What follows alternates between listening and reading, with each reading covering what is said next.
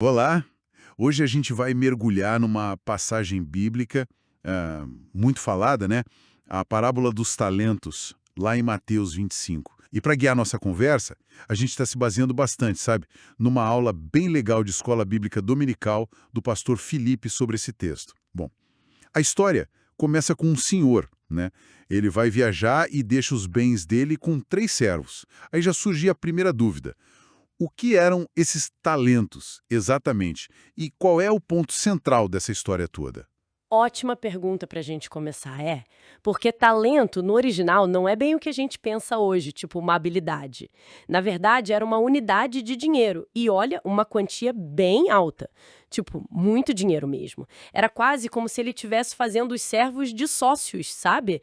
Dando um capital enorme para eles administrarem. Ah, entendi. Então não era tipo talento para música, era grana mesmo. Exato, era grana.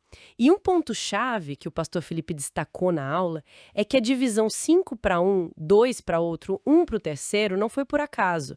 O texto fala que foi segundo a capacidade de cada um, ou seja, o Senhor conhecia eles, né? E deu na medida que achava que cada um podia lidar. Já tinha ali uma expectativa, entende? De que eles fizessem algo com aquilo. E os 2 primeiros, bom, eles corresponderam, né? O texto diz que eles negociaram e dobraram o valor. E a resposta do Senhor é igualzinha para os dois. Muito bem, servo bom e fiel. Mesmo um tendo começado com 5 e o outro com 2. O que isso diz pra gente? Pois é, isso é super interessante. Sugere que o mais importante para o senhor não era o lucro final em si, a quantia absoluta, sabe? Mas sim a fidelidade, o esforço. Os dois usaram tudo o que podiam com o que receberam. A fidelidade deles, na proporção do que foi confiado, parece ser o ponto principal ali na avaliação. Entendi, mas aí veio o terceiro servo. A história muda completamente. Ele fez o contrário, né? Enterrou o talento. Qual foi a análise da aula sobre a motivação dele? Foi só medo mesmo? Então, ele até fala do medo, né? E que via o Senhor como alguém severo. Mas a análise que o pastor Felipe trouxe e que faz muito sentido é que talvez isso fosse mais uma desculpa. O medo talvez escondesse uma aversão total ao risco. Tipo, para não ter chance nenhuma de errar, ele preferiu não fazer absolutamente nada. A segurança dele veio antes da responsabilidade de fazer o dinheiro render. Nossa, faz sentido. Ele não quis falhar, mas acabou falhando por não tentar, né? Exatamente. E a reação do senhor é bem forte. Ele chama o servo de mau e negligente. Pois é. E ainda fala que, no mínimo, ele podia ter colocado o dinheiro no banco para render juros. Para alguns, essa dureza toda pode parecer meio desproporcional, não? A aula comentou isso. Comentou assim. Essa dureza chama a atenção, né? Mas a interpretação é que a negligência, essa passividade, é vista como algo muito sério, dentro da lógica do reino dos céus que Jesus está ilustrando ali. O Senhor não critica sua falta de lucro, mas a falta de iniciativa, a omissão. Ele é chamado de inútil porque não serviu ao propósito para que o recurso foi dado, entende? E isso conecta com o que Jesus fala logo antes, no capítulo 24, sobre a volta dele. A ideia é que os seguidores precisam estar ativos, trabalhando enquanto esperam, vigilantes e produtivos. Ah, claro. Então a parábola não é só sobre dinheiro, obviamente. De jeito nenhum. A aplicação hoje, como muitos teólogos apontam, e a aula mencionou Kistemaker, por exemplo, é que esses talentos são as oportunidades, as responsabilidades e até os dons que cada um de nós recebe.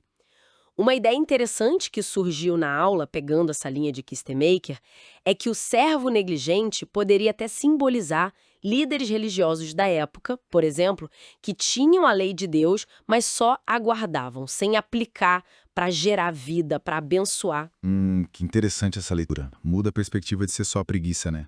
Vira uma responsabilidade maior que foi deixada de lado. Exato, vira uma negligência ativa, por assim dizer. E isso casa com outra ideia forte da aula, que lembra o pensamento de gente como Frank Neuwirth.